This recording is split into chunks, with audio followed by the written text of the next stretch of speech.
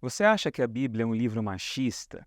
Você já deve ter ouvido falar que a Bíblia é um livro patriarcal, onde o papel da mulher é reduzido ou às vezes até anulado, só os homens têm preeminência. E talvez um dos personagens bíblicos mais usados para poder reforçar essa ideia seja o apóstolo Paulo. Paulo é aquele que diz que as mulheres não podem falar na igreja, que elas têm que aprender em silêncio, aprender só do marido. Já ouviram coisas assim, né? De que o homem é o cabeça da mulher, portanto ele é o chefe e a mulher está debaixo do domínio, do controle do homem. E, inclusive, há até igrejas, denominações, que não permitem que as mulheres tomem parte no culto ativo na igreja, ou que só podem ensinar crianças, porque uma vez que se torna homem adulto, ela não pode exercer autoridade sobre o homem. Existem denominações que praticam esse tipo de diferenciação entre mulheres e homens, e usam o texto da Bíblia para poder justificar essas ideias. E claro, nós estamos lidando com um texto muito antigo. A Bíblia é um livro antigo, escrito numa cultura diferente da nossa, e nós temos um abismo muito grande de tempo, e ler um texto antigo como esse no século XXI vai levantar muitas questões para a gente. Mas, em primeiro lugar, será que realmente Paulo ensinava que havia uma diferença na qualidade espiritual entre homem e mulher? Eu já vou responder para você diretamente que não.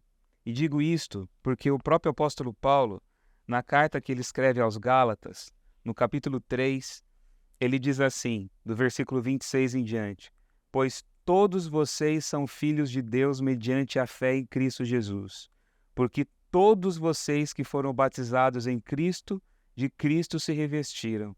Assim sendo, não pode haver nem judeu, nem grego, nem escravo, nem liberto, nem homem, nem mulher, porque todos vocês são um em Cristo Jesus. Essa é a ideia básica do Evangelho. Não há diferenciação, não há diferença espiritual entre homem e mulher aos olhos de Deus. Agora, existem questões culturais.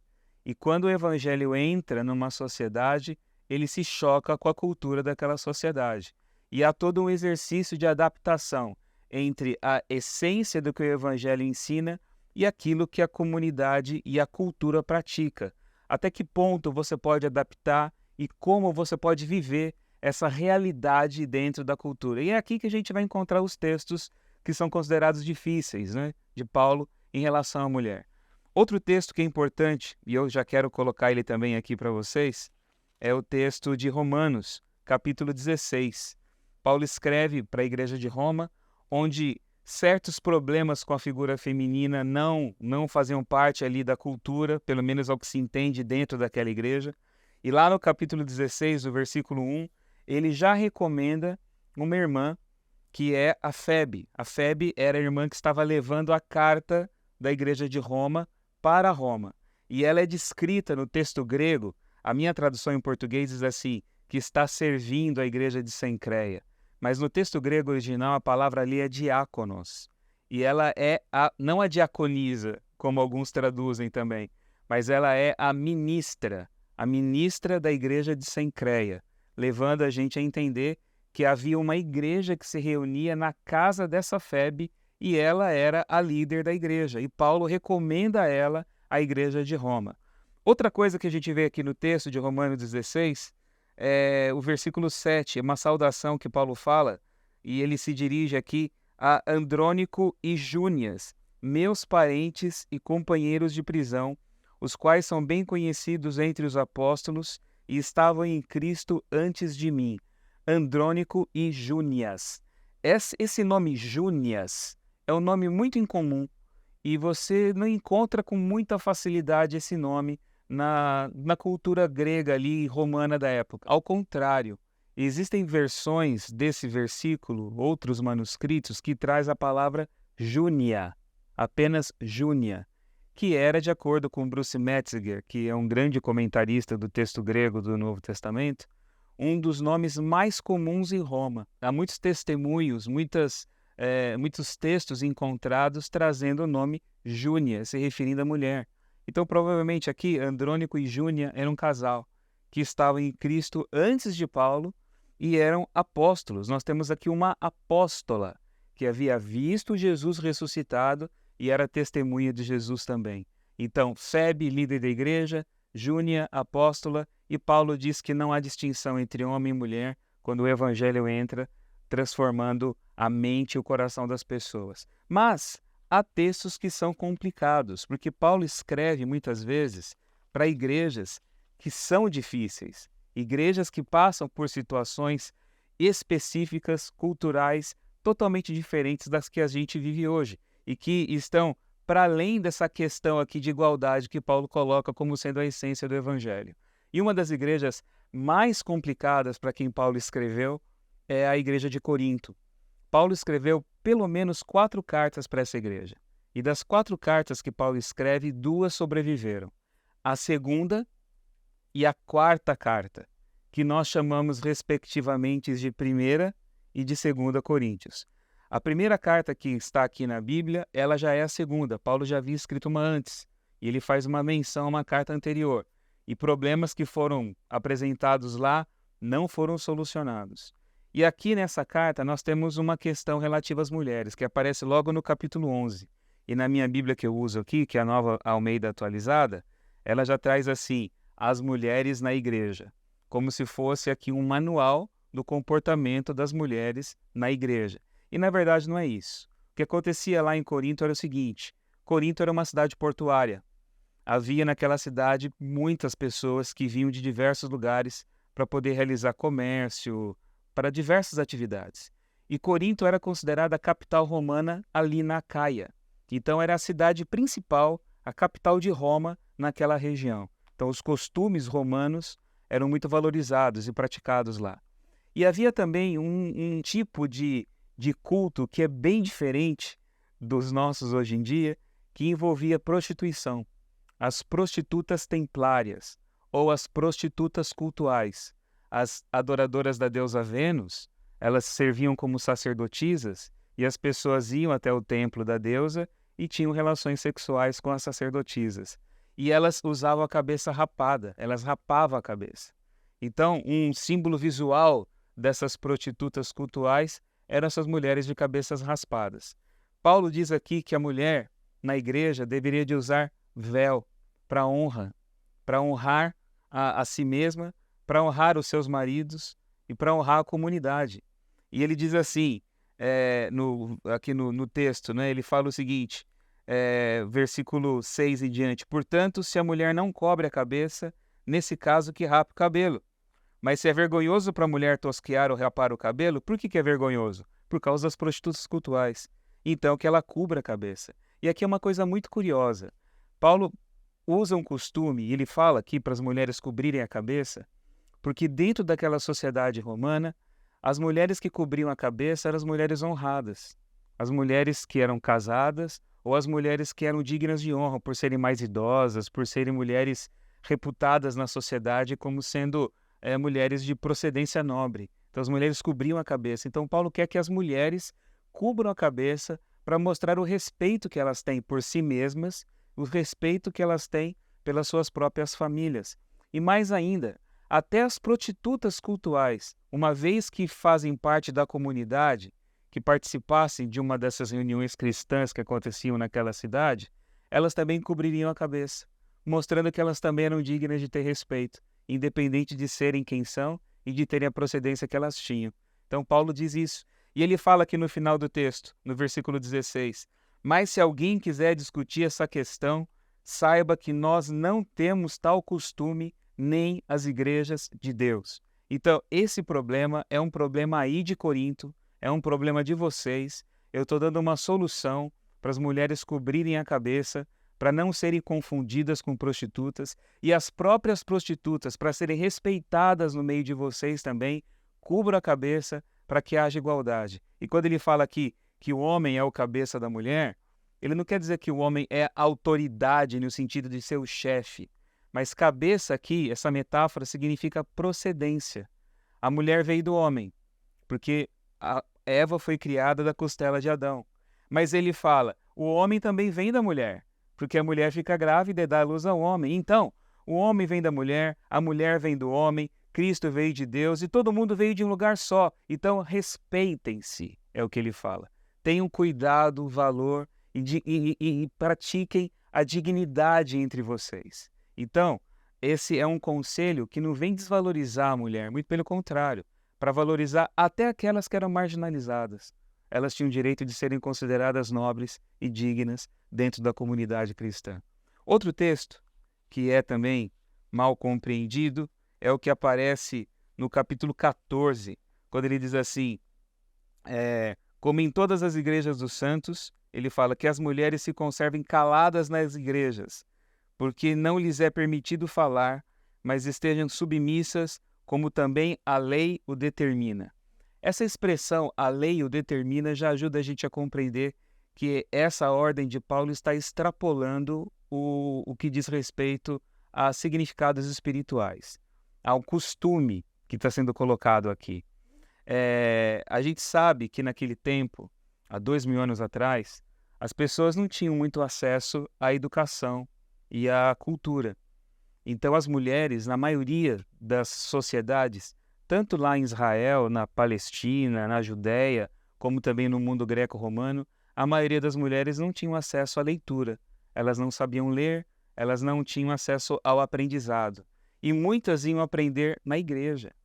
E parece aqui, como Paulo está falando de ordem no culto, ele está falando para as pessoas não falarem, não comentarem, não profetizarem antes da hora, não se manifestarem no momento inadequado. Pelo contrário, o culto deve ser seguido em ordem, em silêncio, e um falando de cada vez. Parece que as mulheres, elas que tinham ali na igreja a oportunidade de ouvir e de aprender, elas estavam perguntando, elas estavam falando, elas estavam se manifestando demais, trazendo uma bagunça, uma desordem ali no culto. E Paulo fala o seguinte, olha, essas mulheres devem aprender, porque o conhecimento deve ser dado às mulheres também. Mas o que ele fala aqui? Ele diz assim, se querem, porém, aprender alguma coisa, perguntem em casa ao seu próprio marido, porque para a mulher é vergonhoso falar na igreja. Naquele tempo, era vergonhoso uma mulher se dirigir a um homem que não pertencia à sua própria família. Isso trazia vergonha, e ainda mais em público. É um outro contexto de uma outra sociedade. Então ele diz assim, ela tem que aprender, porque é justo uma mulher aprender. Paulo não é contra a mulher ter acesso ao ensino e à educação, mas para que ela não desrespeite o seu marido, não desrespeite a sua família e siga o costume da lei, que é o costume da cidade, o costume daquela sociedade, daquela comunidade, então que ela fale em casa, pergunte em casa e o marido vai ensinar. É o que ele está dizendo aqui.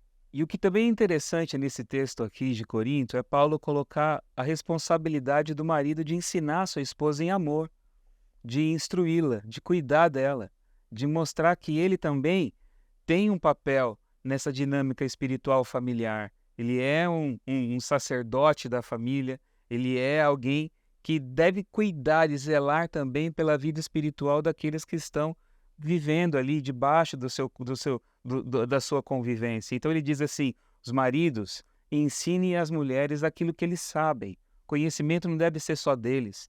A sociedade aqui não é patriarcal, não é apenas o homem que deve ter o conhecimento, o acesso à palavra de Deus. As mulheres também devem ter, mas dentro dessa realidade social e da função de cada um dentro da dinâmica familiar, cabe a ele ensinar e a mulher perguntar dentro de casa e ser instruída ali daquilo que ela deve aprender a respeito da palavra de Deus. Isso dentro da realidade cultural que era vivido lá na igreja de Corinto. Fique bem claro isso, diferente da realidade hoje, da nossa época.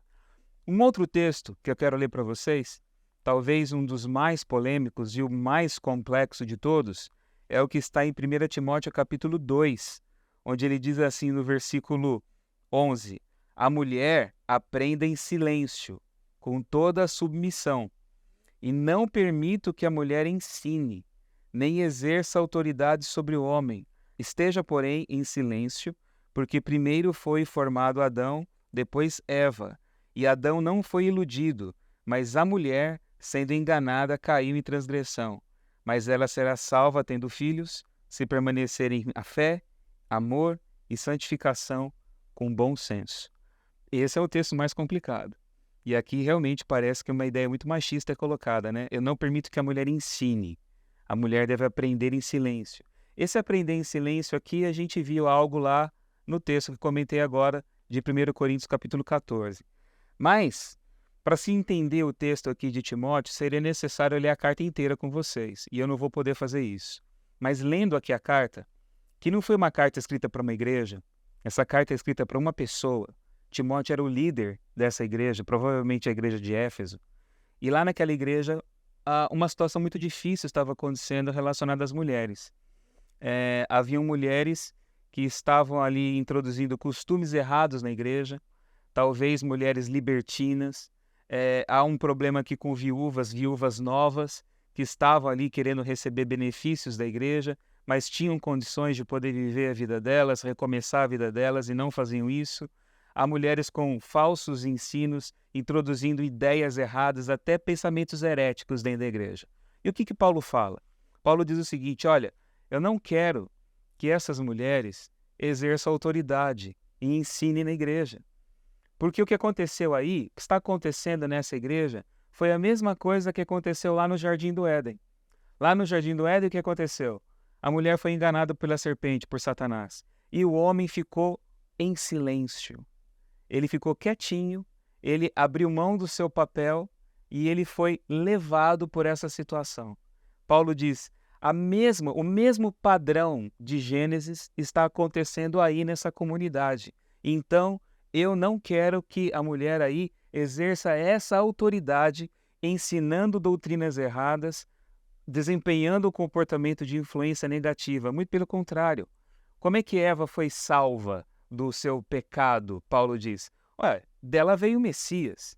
Ela gerou luz, ela deu filhos, ela cuidou da família, ela foi responsável por trazer a esperança da vida. É isso que deve ser a função principal. Não apenas mulheres para gerar filhos, não é isso que Paulo está dizendo aqui.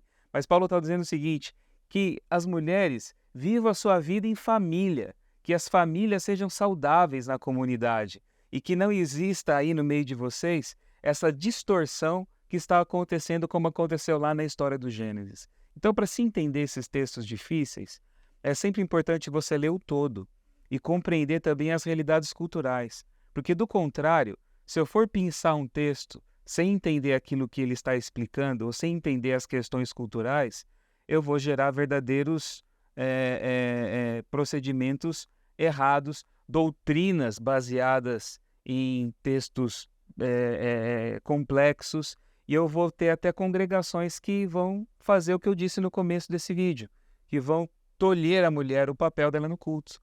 Na verdade, não é o que acontecia, porque lá, quando Paulo escreve aos Coríntios, ele diz que todos aí profetizam, todos falam em línguas, todos devem participar do culto com ordem. Ora, como que eu posso profetizar? Como que a mulher pode ser líder? Como a mulher pode ser a chefe da igreja de Cencreia?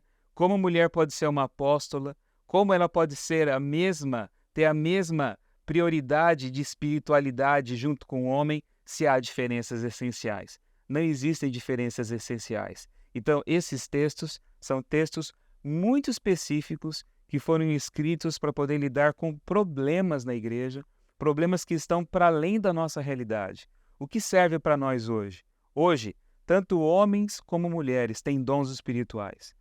Homens e mulheres foram chamados para testemunhar de Jesus.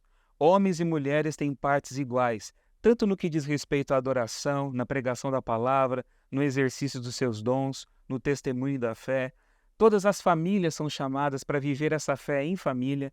Os homens são responsáveis por ensinarem suas mulheres em casa, como as mulheres também são responsáveis por compartilhar a sua fé com seus maridos, com seus filhos. As famílias são chamadas para viver a fé em família, pais, filhos, independente qual seja a quantidade ali de filhos, você é responsável por cada um deles, por ensiná-los também no caminho da fé. Então, a mensagem do Evangelho é essa: em Cristo não há diferença. Em Cristo não há diferença entre homem e mulher, entre escravo e liberto. Todos nós somos chamados para ser povo. Então, que fique claro que esses textos complicados são complicados sim, porque são problemas difíceis que essas comunidades viviam. E Paulo está aqui tentando, colocar aquilo que ele cria como sendo a verdade essencial dentro de uma cultura que era totalmente diferente daquilo que ele ensinava. Mas ele vai tentando instruir. E a gente tem que ter esse olhar quando eu olhar para esses textos. Mas saiba que você e eu, que vivemos hoje em uma época totalmente diferente, nós temos toda a liberdade para sermos quem nós somos em Cristo Jesus e vivermos o chamado que Ele nos concedeu para falar da graça dele. Seja você mulher, seja você homem, você é filho de Deus e é chamado para falar dele de acordo com o dom que Ele deu para você.